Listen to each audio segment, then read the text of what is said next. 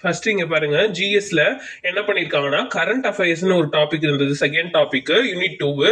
அதை எடுத்துட்டு அந்த கரண்ட் அஃபேர்ஸ் வந்து ஒவ்வொரு இதுலயுமே வந்து பின்னாடி வந்து கொடுத்துட்டாங்க. பிளஸ் வந்து என்ன பண்ணிருக்காங்கன்னா யூனிட் 7 ஐஎன்எம் தூக்கி ஹிஸ்டரியோட மெர்ஜ் பண்ணிருக்காங்க. யூனிட் 9 வந்து எடுத்து எக்கனாமிக்ஸோட வந்து மெர்ஜ் பண்ணிருக்காங்க. வேற எதுவுமே வந்து ஜிஎஸ்ல வந்து மாற்றங்கள் இல்ல.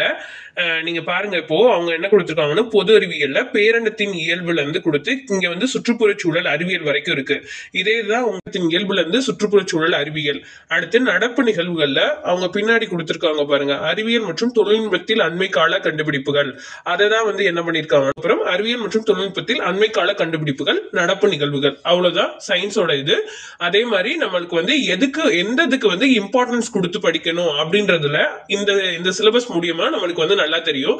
ஏன்னா அதுல இருந்து எவ்வளவு கொஸ்டின்ஸ் வந்து கேட்பாங்கன்னு சொல்ல முடியாது. ஒவ்வொரு டைம் ஒரு மாதிரி வந்து கொஸ்டின்ஸ் வந்து கேட்டுட்டு இருந்தாங்க. பட் வந்து இங்க கொடுத்துட்டாங்க பாருங்க, பொது அறிவியல்ல 5 கேள்விகள் அப்படின்னு கொடுத்துருக்காங்க. சோ அப்ப எந்த யூனிட்டுக்கு வந்து நம்ம இம்பார்ட்டன்ஸ் வந்து கொடுத்து படிக்கணும் அப்படின்றது வந்து நம்மளுக்கு தெளிவா தெரிஞ்சிச்சு. நெக்ஸ்ட் பாருங்க புவியியல். புவியியல்ல புவி அமைவிடத்துல இருந்து இங்க உங்களுக்கு என்ன இருக்கு, பருவநிலை மாற்றம், புவியியல் அடையாளங்கள், நடப்பு நிகழ்வுகள் அப்படின்றது வந்து உங்களுக்கு வந்து கொடுத்துருக்காங்க. அதே இது ஓல்டு சிலபஸ்ல வந்து என்ன கொடுத்திருந்தாங்கன்றத பாருங்க, பருவநிலை மாற்றம் வரைக்கும் இருக்கு. நெக்ஸ்ட் பின்னாடி உள்ள இந்த புவியியல் அடையாளங்கள் அந்த கரண்ட் அஃபேர்ஸ்ல இந்த டாபிக்கை தூக்கி இங்க பருவநிலை மாற்றத்துக்கு பின்னாடி புவியியல் அடையாளங்கள், நடப்பு நிகழ்வுகள். அவ்வளவுதான். நெக்ஸ்ட் பாருங்க, இந்தியாவின் வரலாறு, பண்பாடு மற்றும் இந்திய தேசிய இயக்கம் அப்படின்றது கொடுத்திருக்காங்க. இங்க பாருங்க, சிந்து சமவெளியில இருந்து தென்னிந்திய வரலாறு வரைக்கும் நம்மளுக்கு வந்து ஹிஸ்டரியில வரும். பின்னாடி இந்த தேசிய மறுமலர்ச்சியில இருந்து இங்க பாருங்க பல்வேறு தமிழ்நாட்டு விடுதலை போராட்டத்தின் பல்வேறு முறைகள் மற்றும் இயக்கங்கள். இது எங்க இருக்கும்னா நம்மளுக்கு யூனிட் 7ல இருக்கும். அதை தூக்கியாந்து இங்க போட்டாங்க. பிளஸ் ஹிஸ்டரியில பின்னாடி கொடுத்திருப்பாங்க இந்திய பண்பாட்டின் இயல்புகள், வேற்றுமையில் ஒற்றுமை, இனம், மொழி, வழக்காறு, இந்தியா ஒரு மதச்சார்பற்ற நாடு. அப்ப என்ன பண்ணிருக்காங்க, ஹிஸ்டரியையும் யூனிட் 7ஐயும் எடுத்து மெர்ஜ் பண்ணிருக்காங்க. இங்க பாருங்க தென்னிந்திய வரலாறு வரைக்கும் இருக்கு. இந்த இந்திய பண்பாட்டின் இயல்புகள், இந்தியா ஒரு மதச்சார்பற்ற நாடு, இந்த இதான் பின்னாடி தூக்கி கொடுத்திருக்காங்க. இடையில வந்து இந்த யூனிட் 7க்கு இருந்த இந்த தேசிய மறுமலர்ச்சி 2 பல்வேறு நிலைகள் மற்றும் இயக்கங்கள், இந்த பாட்டை தூக்கி வந்து இடையில வந்து உங்களுக்கு மெர்ஜ் பண்ணிருக்காங்க. சோ உங்களுக்கு பெருசா வந்து இதுல எதுவும் சேஞ்சஸ் வந்து கிடையாது. நெக்ஸ்ட் பாருங்க இந்திய ஆட்சியியல். அதே மாதிரி இதுக்கு எவ்வளவு கொஸ்டின்ஸ் கேட்டிருக்காங்கன்னு பாருங்க, 10 கேள்விகள் வந்து இது கொடுத்திருக்காங்க. ஜியோகிராபில வந்து 5 கொஸ்டின்ஸ்க்கு வந்து உங்களுக்கு வந்து கொடுத்திருக்காங்க. நெக்ஸ்ட் பாருங்க இந்திய ஆட்சியல் 15 கேள்விகள் கொடுத்திருக்காங்க. சோ நம்ம பாலிட்டில இருந்து படிச்சா மட்டுமே நம்மளுக்கு வந்து 15 கொஸ்டின்ஸ் வந்து வரும். சோ வந்து பாலிட்டி நம்ம வந்து நல்லா படிச்சுக்கணும். பாருங்க இந்திய அரசியலமைப்புல இருந்து இங்க தமிழ் மனித உரிமைகள் சாசனம் இது வரைக்கும் ஆல்ரெடி உள்ளதுல வந்து உங்களுக்கு இருந்திருக்கும். இந்திய ஆட்சியல்ல இங்க பாருங்க இந்திய அரசியலமைப்புல இருந்து மனித உரிமைகள் சாசனம் இதே தான் தூக்கி அங்க கொடுத்திருக்காங்க. பிளஸ் இங்க கரண்ட் அஃபேர்ஸ்ல கொடுத்திருந்த என்ன கொடுத்திருக்காங்க, தமிழ்நாடு மற்றும் இந்தியாவில் அரசியல் கட்சிகளும் மற்றும் ஆட்சியல் முறைகளும், அதை தான் தூக்கி இங்க இந்த கரண்ட் அஃபேர்ஸ்ல உள்ளதை இங்க தூக்கி மாத்திருக்காங்க. தமிழ்நாடு மற்றும் இந்தியாவின் அரசியல் கட்சிகளும் மற்றும் ஆட்சியல் முறைகளும், நடப்பு நிகழ்வுகள். சோ எந்த சேஞ்சஸும் கிடையாது. நெக்ஸ்ட் பாருங்க இந்திய பொருளாதாரம் மற்றும் தமிழ்நாட்டின் வளர்ச்சி நிர்வாகம். அதாவது என்ன பண்ணிருக்காங்கன்னா எக்கனாமிக்ஸையும் யூனிட் 9ஐயும் எடுத்து மெர்ஜ் பண்ணிருக்காங்க. இந்திய பொருளாதாரத்தின் இயல்புகள்ல இருந்து உங்களுக்கு எங்க இருக்கு, வேலை வாய்ப்பு, வறுமை இருக்கு பாருங்க, அது வரைக்கும் உங்களுக்கு வந்து எக்கனாமிக்ஸ்ல உள்ளதுதான் இங்க கொடுத்திருக்காங்க பாருங்க. இந்திய பொருளாதாரத்தின் இயல்புகள்ல இருந்து நலவாழ்வு, வேலை வாய்ப்பு, வறுமை வரைக்கும் அதை கொடுத்துட்டு நெக்ஸ்ட் யூனிட் 9ல சமூக நீதியும் சமூக நல்லிணக்கணமும், அதுல இருந்து பொருளாதார வளர்ச்சியில் அவற்றின் தாக்கமும் அதை தூக்கி இங்க வந்து மெர்ஜ் பண்ணிட்டாங்க. பிளஸ் நலன்சார் அரசு திட்டங்கள், தற்போதைய சமூக பொருளாதார பிரச்சனைகள், நடப்பு நிகழ்வுகள். இது வந்து எங்க இருக்குதுன்னா உங்களுக்கு கரண்ட் அஃபேர்ஸ்ல வந்து இந்த பார்ட் வந்து இருந்திருக்கும்.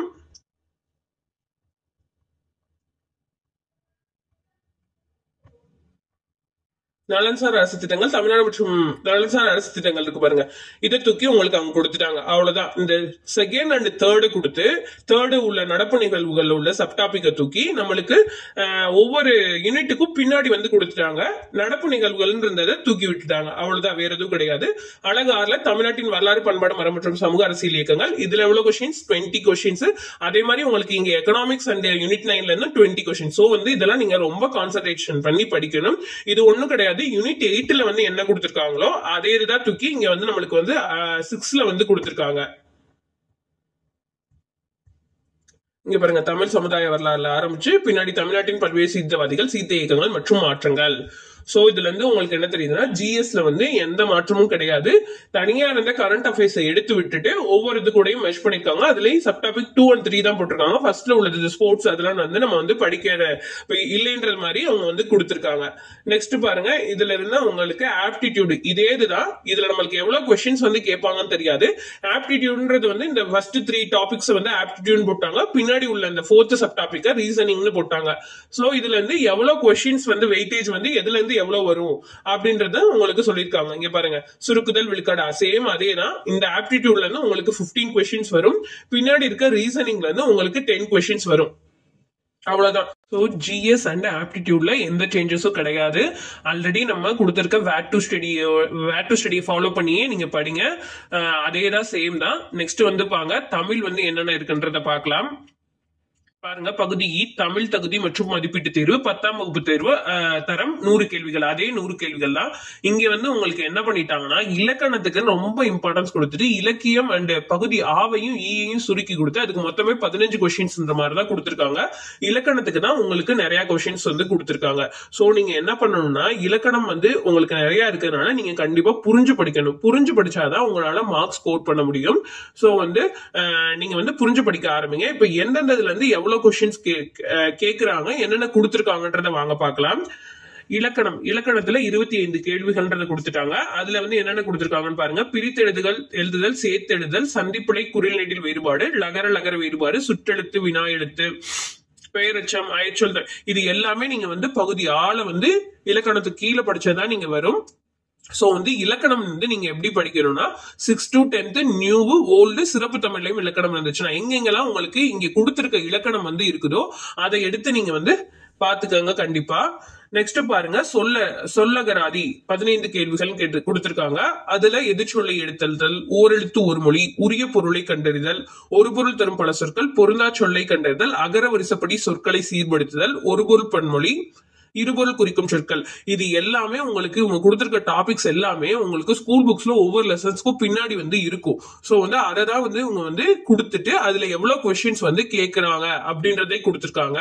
சோ நீங்க வந்து இதுக்கு வந்து இலக்கணத்துக்கு வந்து நீங்க வந்து ரொம்ப இம்பார்ட்டன்ஸ் கொடுக்கணும். சோ இதுல இருந்து 15 கொஸ்டின்ஸ் வந்து நம்மளுக்கு கேட்கறாங்க. நெக்ஸ்ட் எழுதும் திறன், அதுலயும் பாருங்க மரபு தமிழ், மரபு பிள்ளைகள்லாம் இருக்கும்ல, உயர்திணைக்கு, அக்ரிணிக்கு, பலர்பால், ஒன்றன் பால், பழவின் பால், ஒவ்வொருத்துக்கும் வந்து உங்களுக்கு வந்து மரபு இருக்கும்.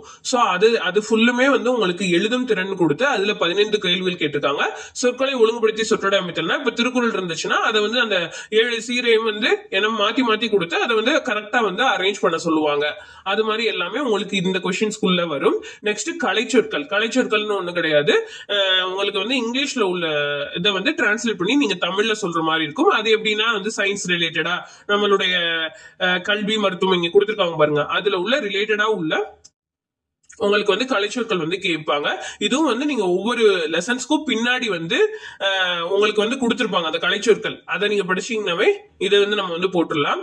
நெக்ஸ்ட் பாருங்க, வாசித்தல், கொடுக்கப்பட்ட பத்தியிலிருந்து வினாக்கள் ஒரு இது கொடுத்துட்டு நம்மளுக்கு அதுல வந்து வினாக்கள் அமைக்கிறது, அதை பத்தின இதுல இருந்து உங்களுக்கு 15 கொஸ்டின்ஸ் வருது. நெக்ஸ்ட் எளிய மொழிபெயர்ப்புல இருந்து ஒரு 5 கொஸ்டின்ஸ் வருது. நெக்ஸ்ட் இங்க பாருங்க, அழகு 7 இலக்கியம், தமிழறிஞர்களும் தமிழ் தொண்டும். இது என்னன்னா அங்க நம்ம ஓல்டு சிலபஸ்ல இருந்த பகுதி ஆவையும் ஈயையும் தூக்கி உங்களுக்கு என்ன கொடுத்திருக்காங்கன்னா ஒரே ஒரு இதா கொடுத்திருக்காங்க. இங்க எவ்வளவு கொஸ்டின்ஸ்ன்றத பாருங்க. ஃபர்ஸ்ட் only 15 கொஸ்டின்ஸ் மட்டும்தான் இதுல இருந்து வரப்போகுது. சோ நீங்க இலக்கணத்துக்கு தான் ரொம்ப ரொம்ப இம்பார்ட்டன்ஸ் கொடுக்கணும். இலக்கியத்தை வந்து கம்பேர் பண்ணும்போது நீங்க என்ன கொடுத்திருக்காங்கன்னா பகுதி ஆள உங்களுக்கு திருக்குறள்ல வந்து 25 அதிகாரம் கொடுத்திருப்பாங்க. அதுல 20 அதிகாரங்கள் மட்டும் கொடுத்துட்டு என்னென்ன அதிகாரங்கள்ன்றது கொடுத்தாச்சு. நெக்ஸ்ட் அறநூல்கள் அது கொடுத்திருக்காங்க. இந்த ஃபர்ஸ்ட் இருக்க 1, 2 டாபிக் அதை மட்டும் கொடுத்துட்டு இதெல்லாம் வந்து அவங்க வந்து அதுல வந்து மென்ஷன் பண்ணல பகுதி ஆழ இலக்கியத்துல கொடுத்துட்டு. நெக்ஸ்ட் வந்து என்ன கொடுத்திருக்காங்கன்னா தமிழின் தொன்மை, சிறப்பு, திராவிட மொழிகள் தொடர்பான செய்திகள் இதெல்லாம் கொடுத்துட்டு உங்களுக்கு குறிப்புல என்ன கொடுத்திருக்காங்கன்னு பாருங்க. அழகு 7க்கான பாடத்திட்டம் 10ஆம் வகுப்பு வரையிலான பாட புத்தகங்களை அடிப்படையாக கொண்டது அப்படின்றத கொடுத்திருக்காங்க. ஏன்னா இப்ப நடந்த குரூப் 2ல வந்து நம்மளுக்கு வந்து தமிழ் மீடியத்துக்கு நிறைய நாங்க வந்து படிக்க வேண்டியதா இருக்கு. பட் ஆனா இங்கிலீஷ் மீடியத்துக்கு வந்து கொஞ்சம் லிமிடெட் சோர்ஸ் தான் அப்படின்னு சொன்னனாலதான் இவங்க வந்து இதை சேஞ்ச் பண்ணி கொடுத்திருக்காங்க. சோ நீங்க வந்து ஸ்கூல் புக்ஸ்ல உள்ளத இந்த டாபிக்ல உள்ளதை நல்லா படிச்சுக்கோங்க. அவங்க வந்து 10ஆம் வகுப்பு தரம்ன்றத கொடுத்திருக்காங்க. நீங்க இலக்கணத்துக்கு வந்து என்ன பண்றீங்கன்னா 11th 12th சிறப்பு தமிழ் இலக்கணம் உங்க கொடுத்திருக்க டாபிக்ஸ் இருந்ததுன்னா அதை படிச்சுக்கோங்க. நெக்ஸ்ட் 6th to 10th வரைக்கும் ஸ்கூல் புக்ஸ்ல உள்ளது வந்து நல்லா வந்து பாத்துக்கோங்க. அவ்வளவுதான், பெருசா எந்த சேஞ்சஸும் கிடையாது. சோ இதே ஸ்பிரிட்டோட நீங்க வந்து கண்டிப்பா படிங்க. கண்டிப்பா